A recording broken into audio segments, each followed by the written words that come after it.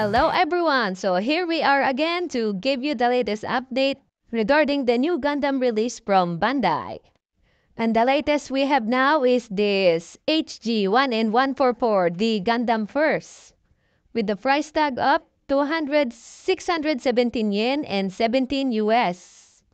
Release date will be on March 2025. Pre-orders open December 10, 2024.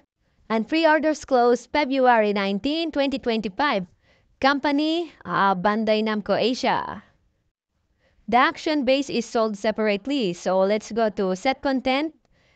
Set contents are beam shotgun, drill gun, wired bomb, Trimochi gun, beam saber by 2, shield, magnetic anchor, rivet gun, wired bomb, spare bullet, large chicken bullet, and dummy bullet. So the product in the image is a prototype still in its developmental stage. The product is also painted. The actual product may appear differently from the image. Please note that in some cases, bubbles may enter the clear parts during manufacturing process.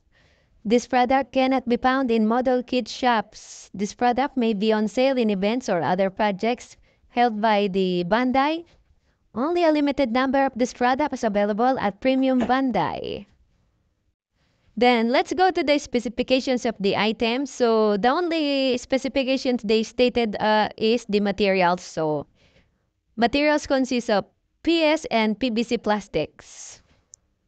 So that's it for now, and see you again on our next update.